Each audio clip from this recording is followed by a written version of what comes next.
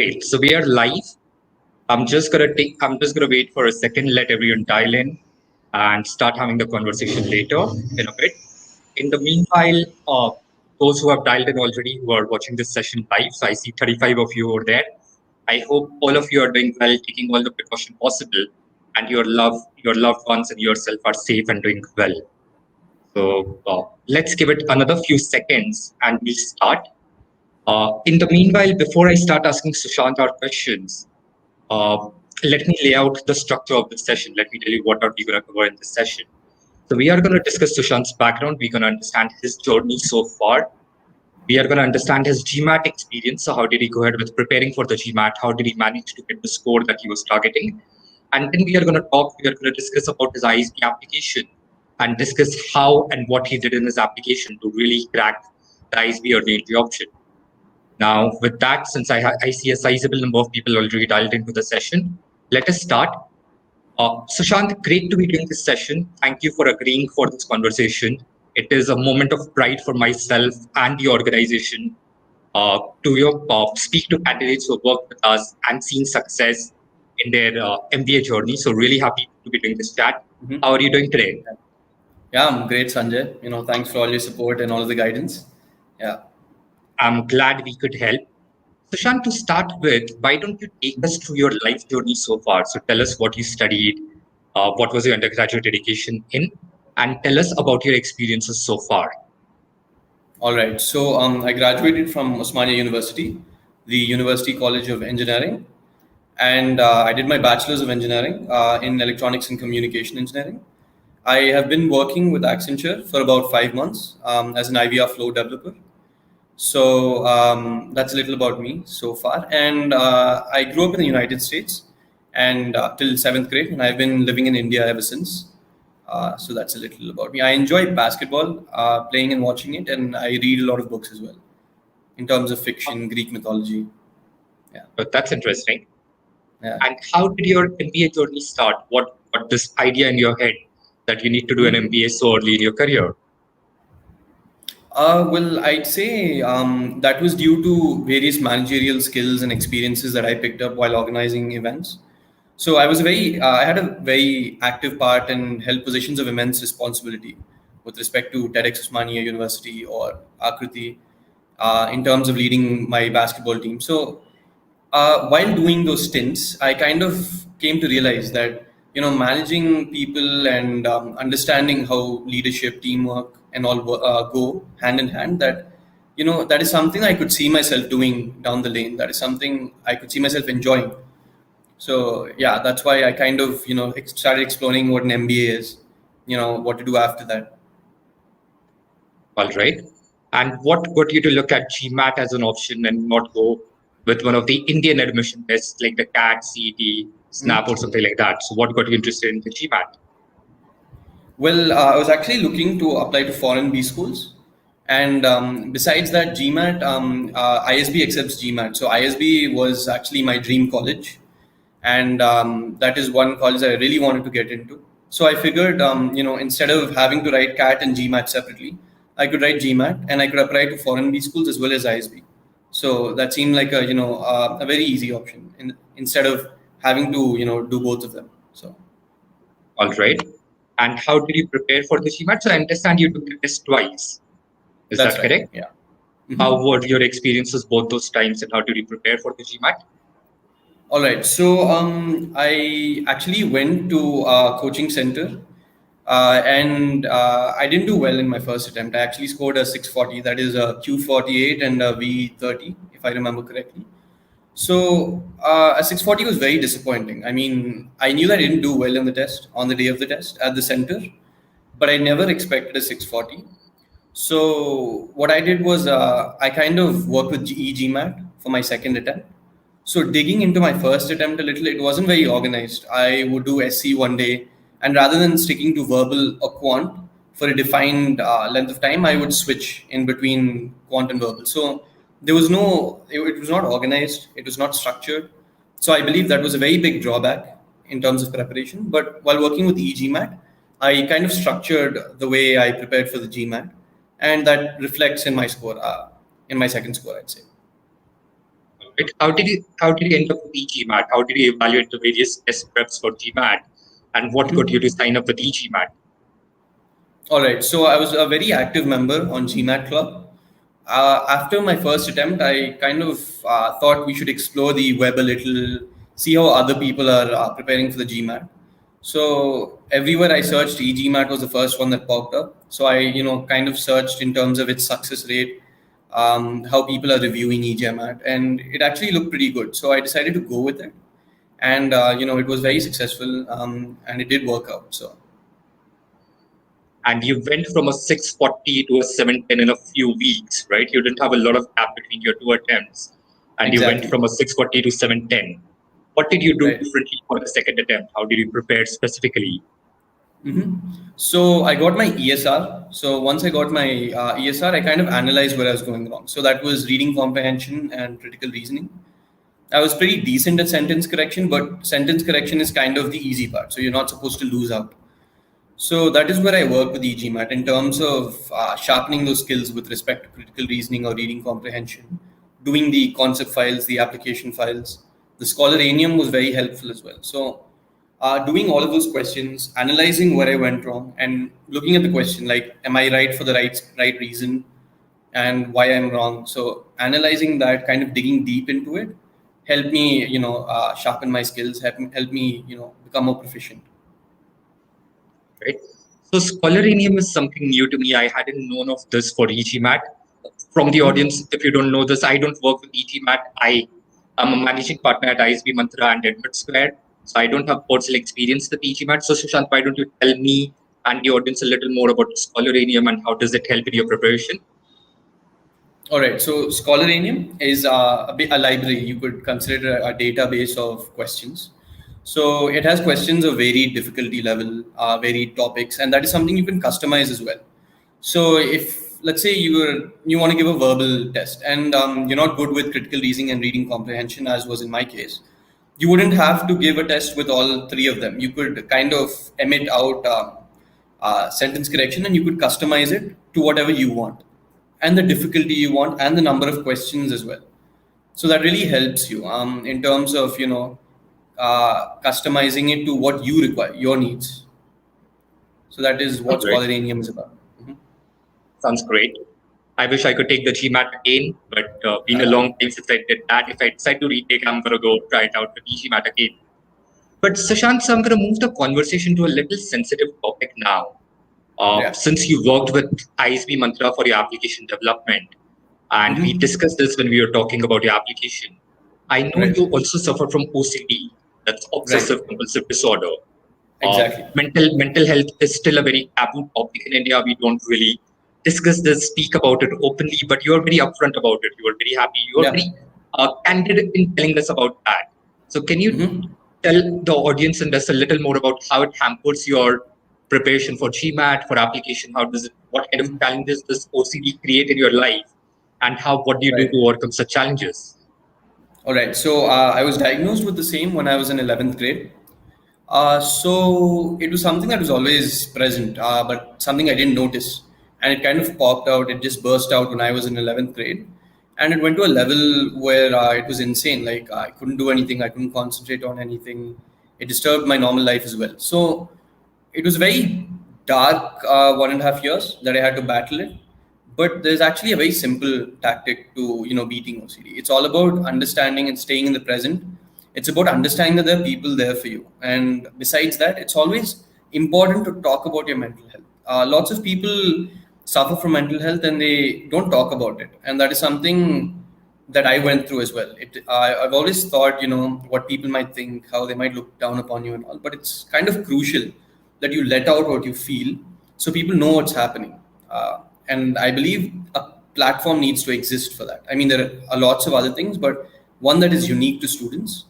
So you can kind of vent out what's going on, what's actually happening.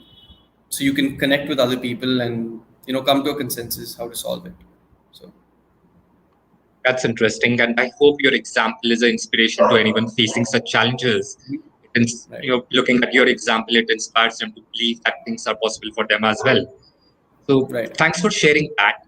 Sushant, now I'm going to change track. So you have come to your journey where you have a GMAT score. You had a Mhm. 710.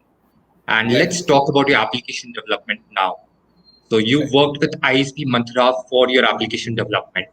Can you elaborate on how the entire process went for you? Who was your consultant?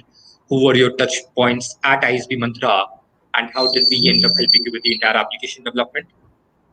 Right. So I would say my touch points were Ishan Anand, you, Mr. Sanjay Dhingra, and Uja Tibrava. So I coordinated with these three people, and it was a very smooth process in terms of. So I talked to ISB Mantra officials, that is you. I talked to Sanjay before giving my GMAT. So it was a very useful and productive session. We talked about how to stimulate the GMAT center environment at home, various tips and tricks in terms of preparing for the GMAT. So post that, I got my 710, and then I kind of started with the application package.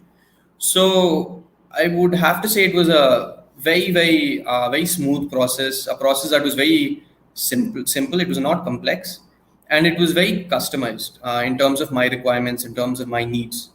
So in my application process, a lot of how do I put this? A lot of emphasis was given on how to kind of present my story, how to bring out the various qualities, like for example, leadership or in terms of teamwork that I talked about earlier. How to kind of put those things forward in the essays, and essays are a very integral and a very crucial part of your application. So what Ishan and I did were we kind of sat down and looked at the various happenings across my life and kind of put it in the form of an essay. Kind of crafted that essay with respect to these various experiences. So in terms, if I remember correctly, the first essay when I applied to ISB was about perseverance. It was about perseverance and persistence. That is what we talked about. The question was, what leadership quality do you possess, and how do you want to amplify that when you come to ISB? So we talked about how my OCD, how I overcame that, and kind of, talked about how I persevered and persisted to that. We talked about how I took up various positions of responsibility, and so the essay part was magnificent, I'd have to say. We worked very hard on it, a couple of months for these two essays. And that shows how much effort that we put into it and how willing Ishan was in order to, solve all of my queries and dig deep into it. So that was one aspect. Yeah, Sanjay, you were saying something.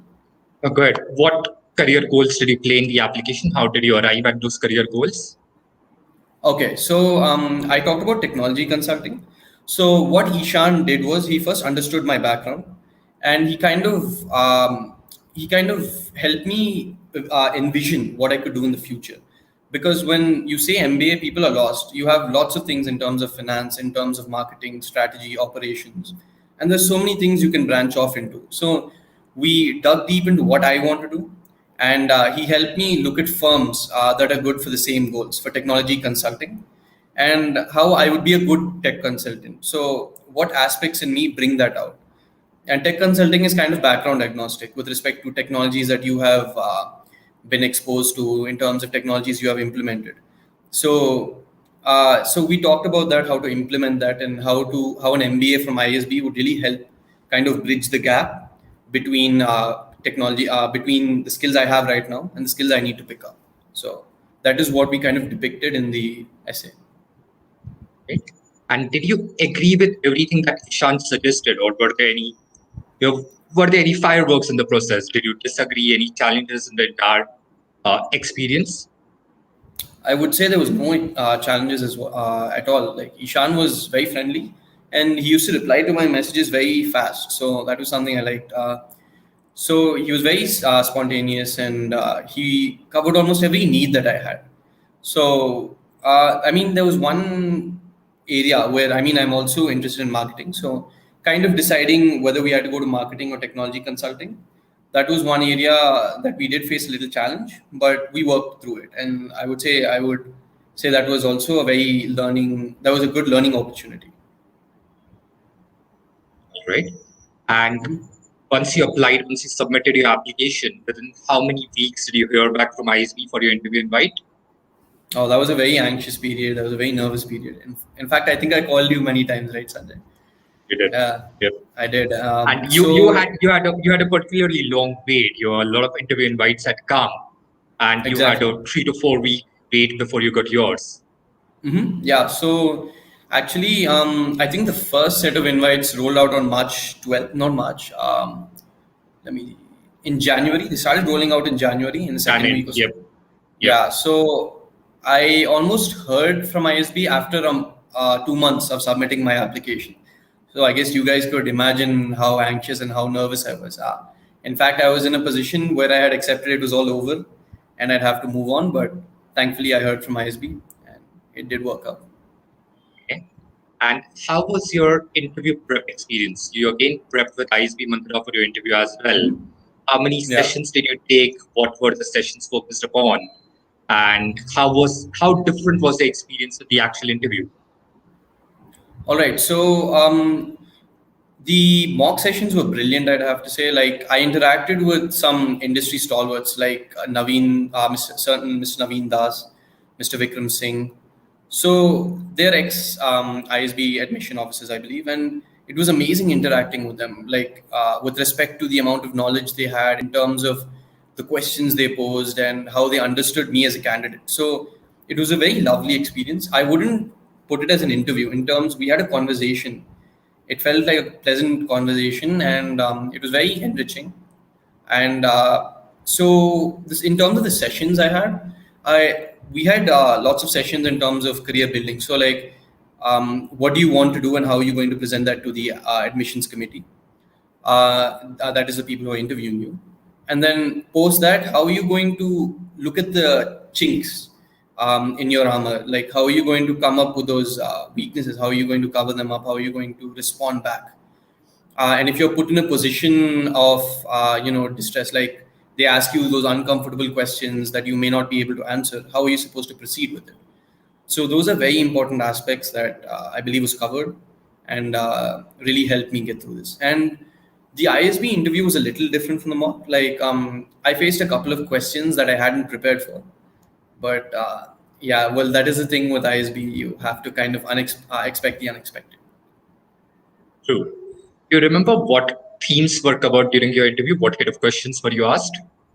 Yes, I was. In fact, I was not asked the regular questions that pertain to why would you like to do an MBA or why should ISB take you? How are you going to contribute to ISB? Themes that were covered revolved around work experience, what I do as an IVR flow developer. And then I was asked a guesstimate as well. So since I had mentioned consulting, they had asked me a guesstimate, and then questions revolved around how I had organized events and my extracurriculars. These were some of the questions that. Okay. And did you see any overlap between the preparation material that you got from ISB Mantra and your actual ISB interview? Or did you find I that the did. questions were very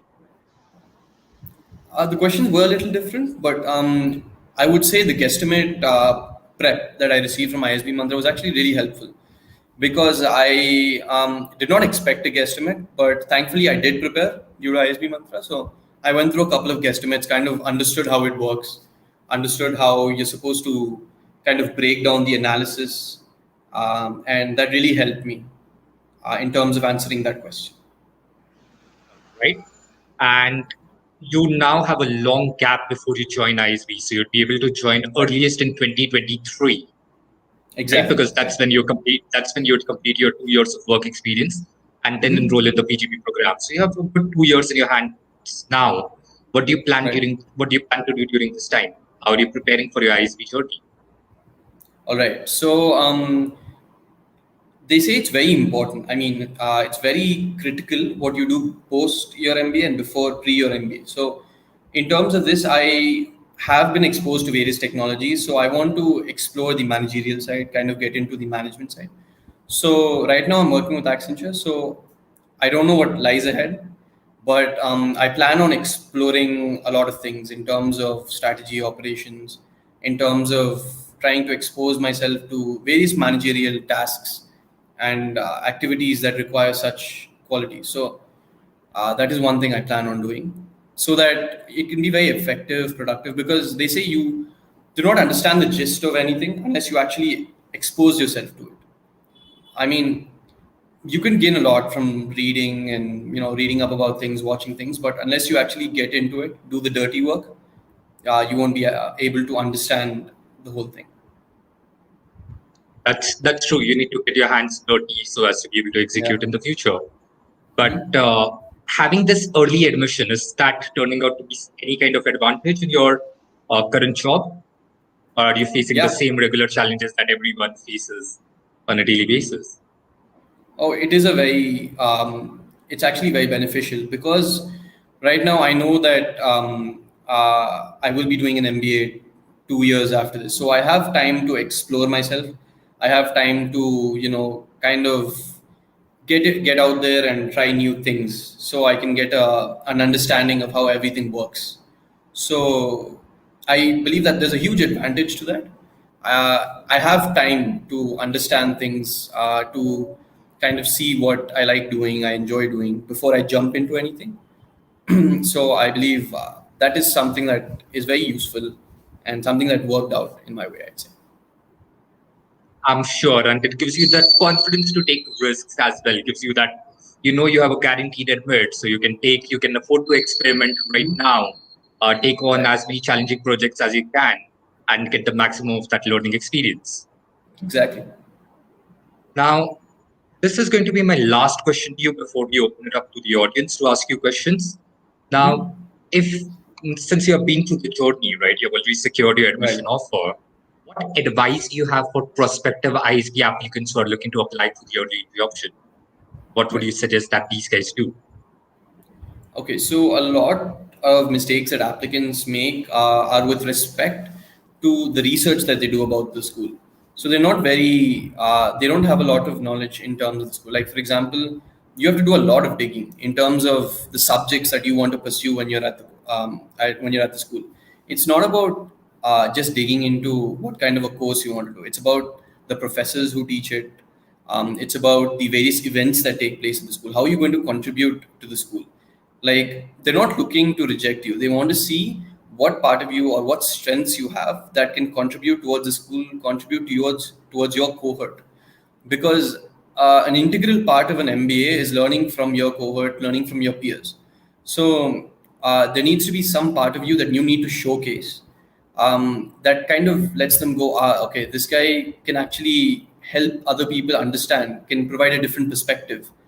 So that is something that you need to showcase. Dig deep into yourself. You have to research about the school. You need to be very clear with what you want to do after your MBA, the firms you're going to work at, your vision 5-10 years down the lane. So that is one thing. And another important part, another tip that I would provide is during the interview, at the end of the interview, the interviewers ask you if you have any questions for them. And this is a very important part. Lots of people say, no, I have talked to a few alums, or I don't have any questions at this point, or the blank. And that is a lost opportunity because you can showcase that point to show the interviewer that you're curious about the school, or you're very inquisitive. So that is something that you'd like to show them, that there's more to you.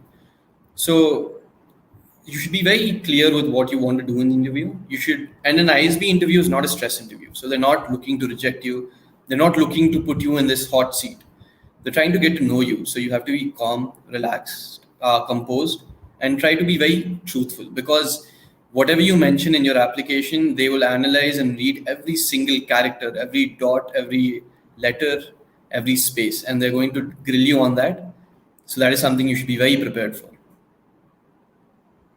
True. And sometimes there's certain uncertainty as well. I remember my time when I was interviewed for ISB admission to join as a student. This was way back in 2011. I had an 8-minute interview. So that was a shocker for me. And every experience tends to be different. But of course, you can prepare for it and be ready to take on that challenge.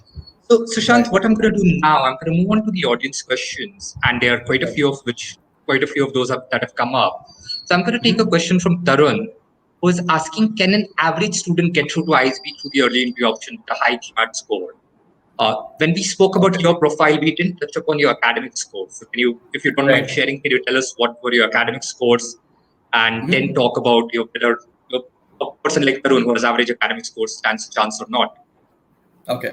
So when you look at the candidature with respect to ISB, I think it's unfair to call yourself an average student because I'll touch upon my academics, but in a second, I'd like to provide a little background. So when you apply to ISB, it's not just about your academics and how you've done in that aspect. They look at you holistically. They look at your whole application. So there are various parts of your application and you might be weak in a certain aspect. So what you have to do is compensate for that. You're supposed to balance that with another part of your application. So if you look at it, I didn't have very strong academics as well. I have a 7.9 GPA, and I had 94% in 12th grade and a 10 GPA in 10th grade. Now, it looks pretty fine till 10th grade, but undergraduate is what really matters, and I didn't do well there. So I compensated that with a kind of good GMAT score, which is a 710. So besides scores, you're looking at other parts of your applications, like your essays, showcase other parts of your life that you've shown leadership. Like in terms of my mental health issue, I kind of told them that this is something that affected me a lot, but I didn't let that define me. I worked past it and I persisted and I persevered. So you have to showcase certain traits that you possess that will compensate for a loss in other parts of your application. So I'd first say this: do not classify yourself as someone who's not going to make it, or if you're an average student or whatever. Focus, and you cannot do anything about things that are in the past. So try to make your application with respect to your strengths to showcase what you're really good at and compensate for those liabilities and losses that you have in your application. And that's very valid advice. So Sushant, Mahima is asking, why did you go in for the GMAT? Why didn't you try taking the GRE? GRE is perceived to be a little easier than the GMAT, so why not take the GRE? Well, this is a really funny aspect. I didn't know B schools accept GRE. So again, that is a fact that you guys should kind of look at, because it's important to do your research, and I didn't do my research. So I ended up taking the GMAT. And I had actually applied to a couple of IIMs as well, IIM Ahmedabad and IIM Indore. So they accept GMAT. So I had to write the GMAT as well. So that was another reason why I considered taking the GMAT. So one disclaimer, you can apply to an IIM with the GMAT score if you're a non-Indian passport holder. So Sushant, in your case, you were eligible, but I'm guessing a lot from the audience would not be eligible for the regular two-year program. You can apply to the IIMs with the GMAT for the executive programs, the PGPX or the EPGP. So the more experienced program of the IIMs, you can apply to those with the GMAT, but not the regular two-year one. So just a disclaimer over there. Now, Sushant, we did touch upon a little bit on your extracurriculars. So you said you were the captain of the basketball team. You were involved in organizing college fests. Can you give a more detailed listing of what all you did during the college? And was that the point of focus during your ISB interview and application? It was. Because when I said ISB evaluates you holistically, so they're not, if you have, let's say you have excellent academics, but you don't have any extracurriculars, or if you have excellent extracurriculars and no academics, that's not good. So the thing is, you have to be a candidate who's spans across all aspects. So it's important to engage in things, because that shows how curious you are, that shows how willing you are to explore other walks of life. So coming to my extracurriculars, I was in ISEC, that is a non-profit organization. So I was a manager there for 2 years. 1 year, my bad. Besides that, I was the co-organizer of TEDx Osmania University. I was the co-convener of Akriti, that is my college's national technical level symposium. So those are a couple of extracurriculars that I did. I was the captain of the basketball team. So the thing is, you don't have to do a billion extracurriculars. You don't have to do things that you don't like. Just kind of show them why you do the things you do. What do you find in that? What propels you to do that stuff, and what do you learn from that? So when I play basketball, I understand what drives people, their competitiveness, their desire to win. They give it their all, right? So that is something that inspired me, and that is why I play basketball. In terms of the teamwork, you're not the only one who has to take the shot when the timer is going on. You can always pass it to someone.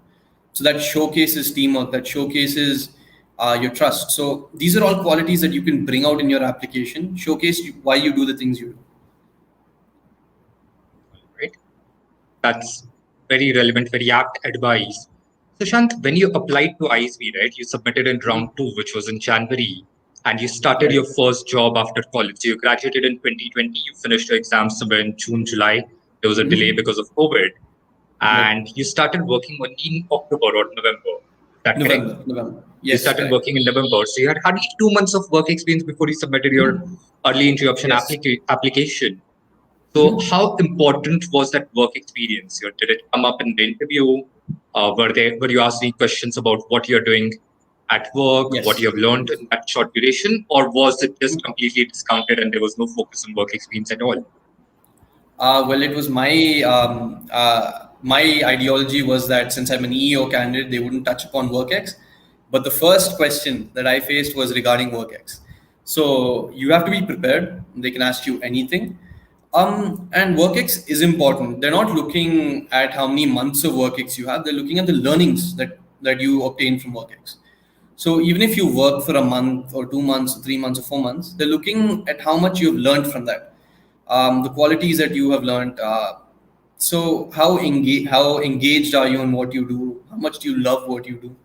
That is what they look at. So it's not about a guy who has 20 months of work X and a guy who has 2 months of work X. I'll choose the guy with more work X. It doesn't work that way. It's about what you've learned and how you applying the things that you've learned. Great. So, I'm going to take a quick question from Palash and I'm going to address this myself. So, Palash, your question is about the years of work experience and which program you're eligible for. And those of you who haven't yet looked up the ISB website or done research, so ISB has three entry gateways for its flagship PGP program. The PGP is the 1 year full-time MBA offered by ISB, and there are three entry routes for that. So one is the YLP, which is open to pre-final and final year college students. So you can apply when you're in college and secure your admission in advance and join after completing, say, 20 or 21 months of work experience as the school defines it. So you complete that work experience and you can join the next starting cohort of the PGP through that. The other entry route is the early entry option. This is for candidates who have completed their college education. So you have already completed your undergrad education and you have between 0 to 2 years of work experience. So slightly less, you're not meeting the 2 year work ex requirement of the PGP. So you can apply with less than 2 years of work experience, secure your admission, and then join once you've completed your 2 years of work experience. So that's the route to which Sushant has got through to the PGP at ISB. He applied with just 3 months of work experience. He's going to complete his 2 years of work experience by March 2023. And consequently, he would be eligible to enroll in the ISB PGP, which would start in May or June 2023. So that's why he's got this early entry option or the early entry admit into the ISB PGP. The third entry route to the PGP is the direct application. You are already completing the 2 years by the next starting cohort. So you apply now, you secure your admission, and you immediately join the next starting cohort. So there's no deferment, there's no delay. You immediately start the program. That's the direct application route to the PGP. So these are the three entry options. Now, Palash, your question. You'll finish your 2 years by July, and by March you would have less than 30. You would have less than 2 years. So yes, you can apply through the early entry option, the same route to which Sushant applied. Secure your admission in advance and join the PGP once you complete those 2 years of work experience. I hope this was clear enough. It may get a little confusing, so check out the ISB website for the eligibility for each of those admission routes, and you'll know which one you're most suitable for. If you don't, you can always write to the ISB admissions team and seek clarity and get their feedback on which admission route you're eligible to apply through. Sushant, I'm going to move to a different track and take up some other questions which are coming up. Uh, this is a question from Neha, and she's asking that uh, would you suggest someone doing any online courses or part-time courses before applying to the PGP to build up their profile? Did you do any of such courses? No, I didn't do any courses. I see again. What I believe is it's about showcasing why you want to do what you do. So it's not about doing a couple of courses and showing them that I've done that. If you have done like 5 courses, let's say related to marketing, strategy, whatever, and you tell the adcom that I've done this, and when they question you regarding about the same, and you're unable to answer why you'd want to do that in the future, then it's of no use. So, what I mean, doing courses would be good to explore stuff, But at the end of the day, it's about telling the adcom why you want to do what you do. So if you can kind of substantiate, like if you want to be a marketeer, you can talk about various marketing campaigns that firms have brought about, like the Thank You Mom campaign by Procter and Gamble, or the very famous Rahul Dravid Cred campaign. So you can talk about those campaigns, what you learned from those. You can talk about things that inspire you about the course that you want to do. So if you want to explore things that you do in an MBA or after that, you're always welcome to do courses, but there's no compulsion, and I don't think it adds value unless you can substantiate why you'd want to do that.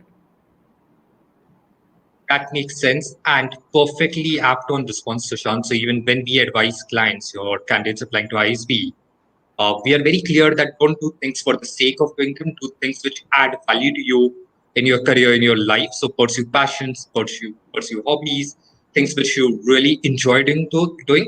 So do those because you want to do them. Don't do them for the sake of doing them. Because if you're doing them just for the sake of it, you're not going to come across confident. You'll not have that conviction. And conviction is very, very important when it comes to an MBA interview. So do things which you enjoy doing, which you're passionate about, and do those well. Sushant, we did touch upon this, but I'm going to take up a question which asks you to go a little more in detail about this. Right. Can you share with the audience your GMAT prep strategy? Or how much time did you allocate? How many mock tests you took? What kind of material that you referred to? And just take them through the entire detail of your preparation. Okay. So the GMAT has quant and verbal. So you have a score of maximum of 51 in both. So it is observed that with most engineers, with most people, they're pretty good with the quant department, and you need to kind of buck up with respect to verbal. So that was kind of my case. I wasn't an expert in any of them. I was decent, but my first GMAT attempt was a disaster, like I told you guys about. So in terms of GMAT, one critical aspect is you're not supposed to compare. Like if some guy has prepared for a month or 2 weeks or 3 months and he has given his GMAT and scored and got the result he wanted, that doesn't mean that you should study for a week or two and then give the GMAT. Everything is with respect to how you study, with respect to how you pick up things. So you should pace your GMAT journey with like how long you're supposed to prepare with how you're doing. So it doesn't matter if you take a month or two or however many months longer. It's about getting the result you want. So I would answer how long should we prepare with that varies with respect to person, and that is something you should not consider. That is something, I mean, your end result is getting a good GMAT score. So that is what you should focus on. It's not about getting it as soon as possible. And coming to allocating time, again, what you should do is the GMAT website provides you mock tests once you register on mba.com. So I would suggest give a mock test first, see where you stand. So see where you're lacking in each of those departments, quant and verbal. What are your scores right now? What are the scores you want to achieve? What is the time frame you've allotted to yourself? Look at that. And some people prefer coaching centers and some people prefer online learning. I was someone who went with online learning. I mean, I went with both, but I prefer online learning. It was much more comprehensive, much more well suited. So I would say start off with the thing that you're good at, like quant or verbal. If you're decent with quant, start off with quant, finish that, put that aside, and then start with verbal. Go with the weak areas first. Once you're done with that, start giving mock tests. And people say just give like 7 mock tests or 8 mock tests, but it doesn't matter. Give as many as you can, because I remember I used to give one every week, almost every week, to see how I was going. So again, this can backfire.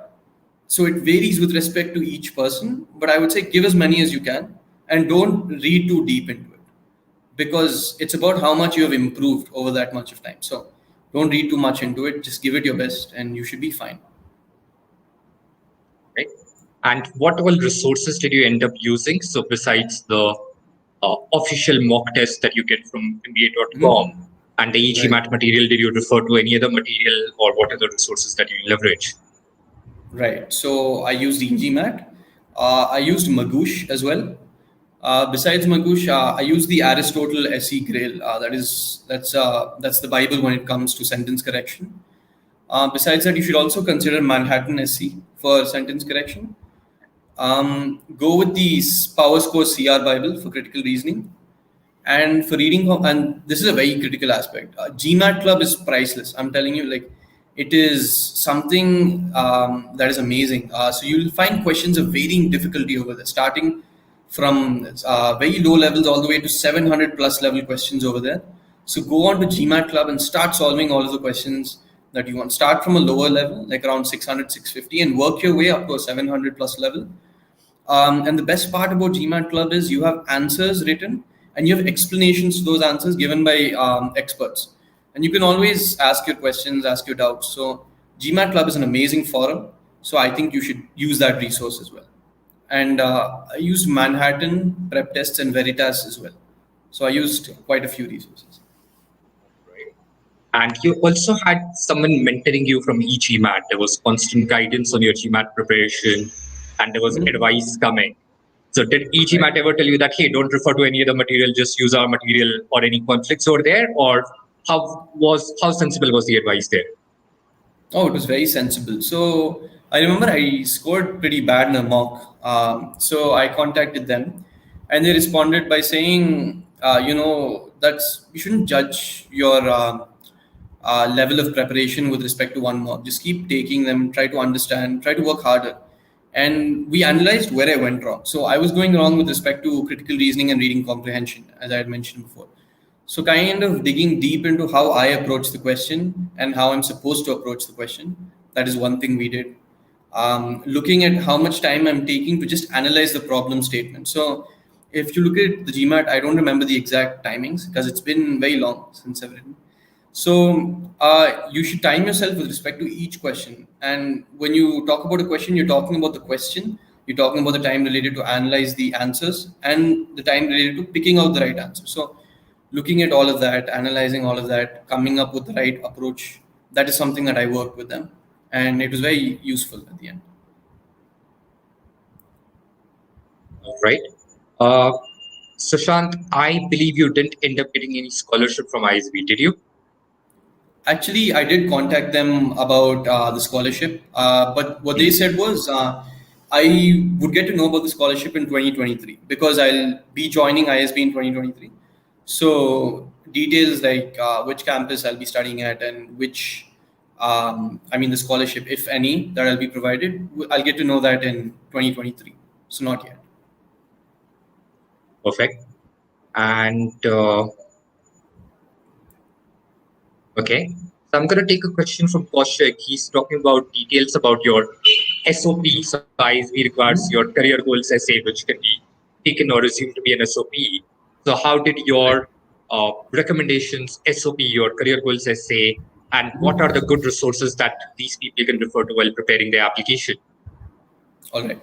So an important aspect about your application is you have to be truthful. You have to be 100% truthful.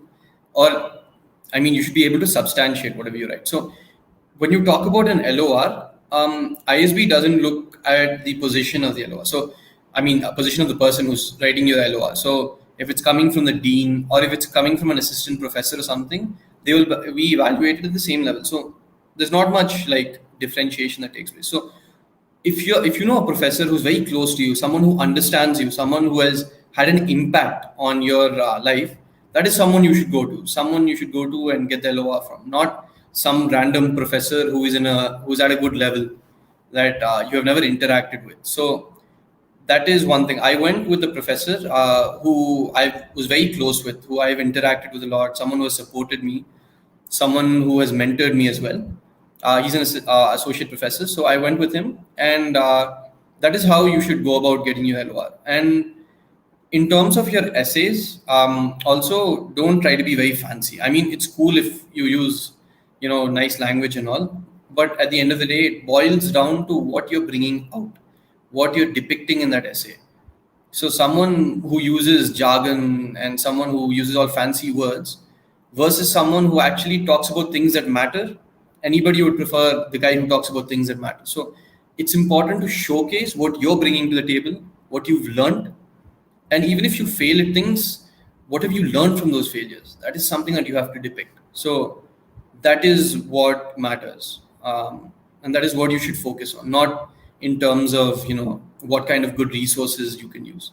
It's all about being truthful. It's about bringing out the best in you. Sounds great, Sushant. That's very apt advice.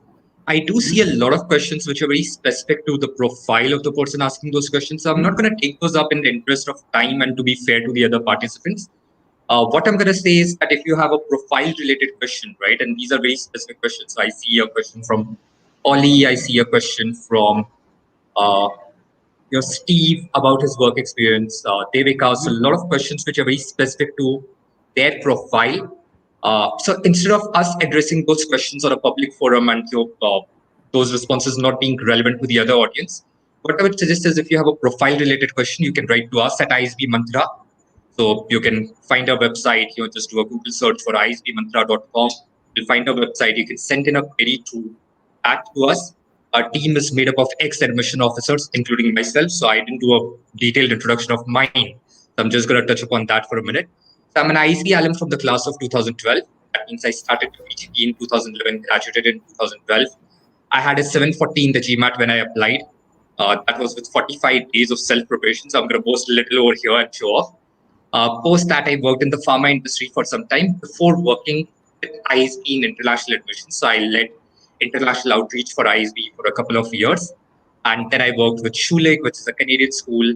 And now I'm a managing partner at ISBmantra. So if you have any profile related questions, right, you want to get clarity on whether your work is suitable.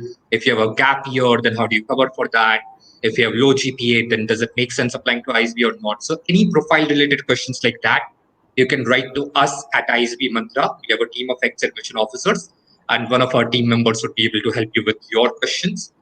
If you have any GMAT related questions, right? How to prepare, how to what kind of coaching to take, not to take, or you want to. I don't know if e-GMAT does this, and possibly Sushant, you can tell this, or we can check with Atul. If e-GMAT allows you to take a sample, then you can take the sample with e-GMAT, just get a taste of how their material is. I know Rajat, who's their founder, keeps doing a lot of these online sessions as well, doubt clearing and sample question sessions online on YouTube and various forums. So test those out. Reach out to e-GMAT for your GMAT prep, and you're one of us. So GMAT related, e-GMAT can help you.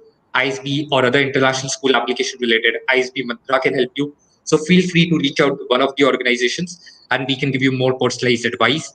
I see Atul from e-GMAT has posted the link through which you can get a free sample of the free trial of the e-GMAT's GMAT prep course. So you can check out that link, take the free sample, test out their services, their material, and then take a decision whether you want to try them out or not.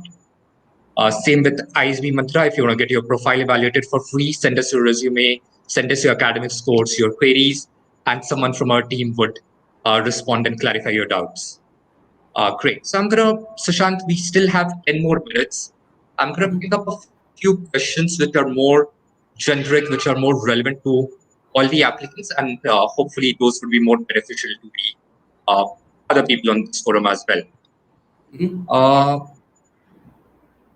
Okay, so I'm going to take Ashish's question, which is not particularly relevant to you, Sushant, but I'm going to address this as the ISBmantra rep. So Ashish, you have 11 years of experience in the core industry, but you want to change your domain through executive education and move on to something else.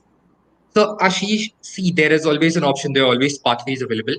But if you're looking at regular MBA programs like the ISB PGP, then your higher work experience can be a challenge. So if you look at the range of work experience at ISB, while it's spread across 2 years to 15 years, very few, hardly 5 to 7% of the cohort would have more than 10 years of work experience.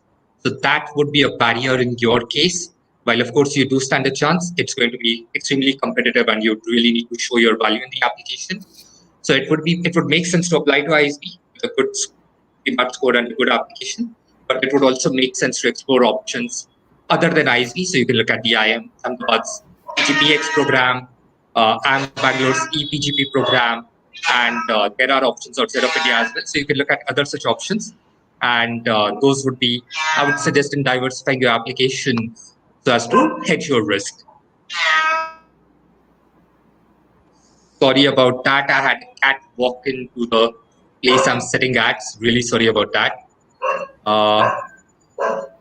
Okay. So Sushant, one interesting question, which is from Mahima. She's asking, why did you pick ISB over, say, the IIMs or SPGMIR? All right. So if you look at it, again, research about the school that you're choosing is very critical. So if you look at it, you must have, I mean, if you have researched into ISB, you would have found out that the founding schools are top notch. You're talking about Kellogg, you're talking about LBS, and they're excellent schools all across the world that have played a part in founding ISB. That was one aspect. Besides that, if you look at the professors at ISB, they are top notch and niche elite professors. So you're talking about professors like Mr. Subramaniam Krishnamurthy, who is a professor on leave right now. He's the chief economic advisor to the government of India. So you're talking about professors of such caliber, such quality, and you're talking about people who are so diverse. So I happen to come across, I've interacted with various people from the class of 2022 ISB.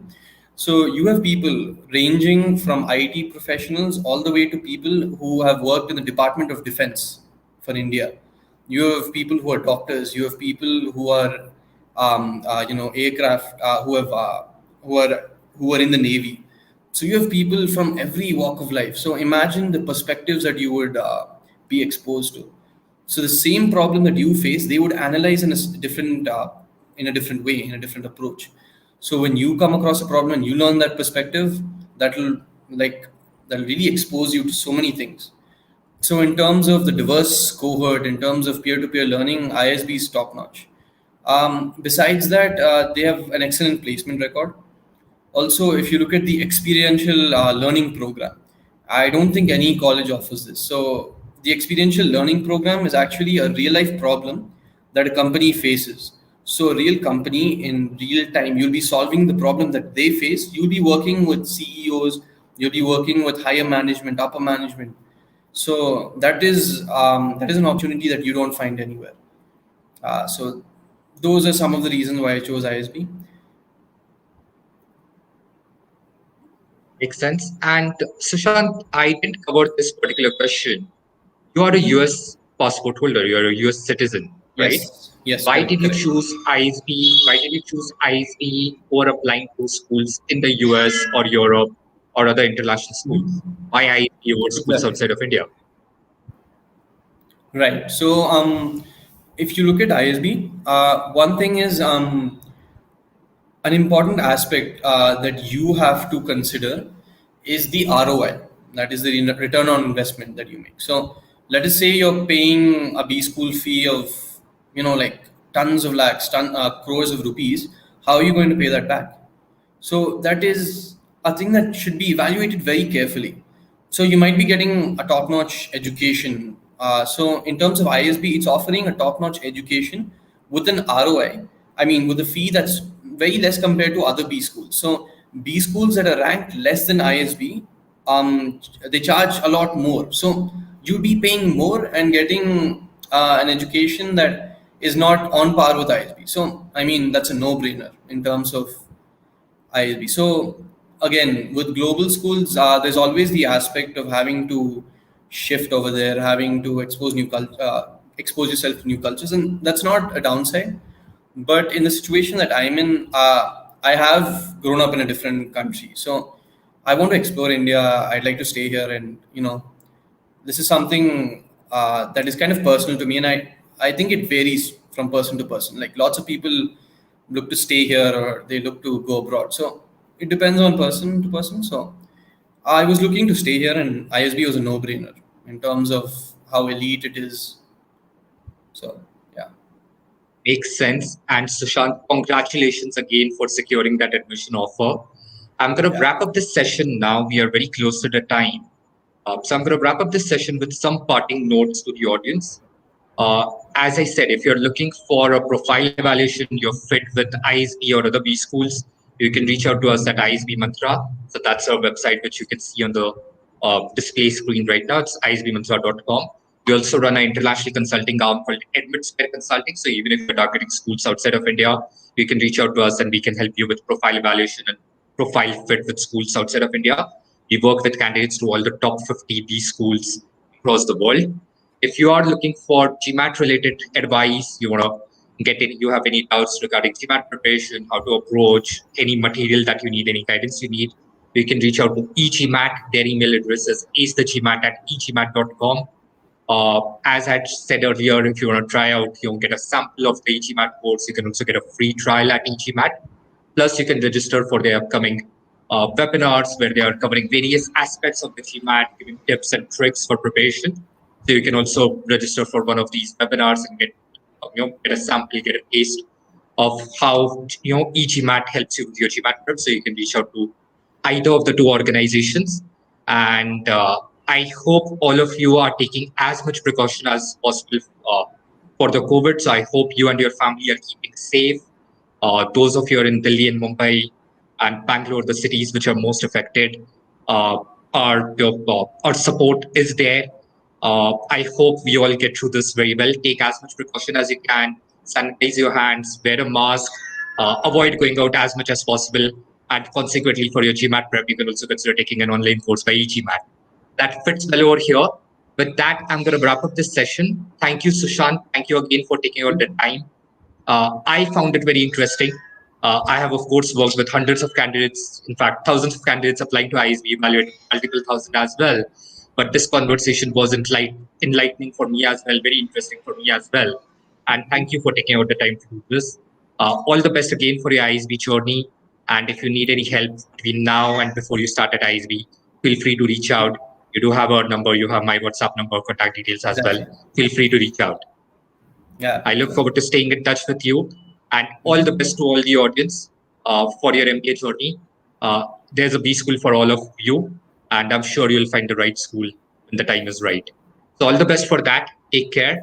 Sushant, if you have any parting words, feel free, and we'll wrap up this session post that.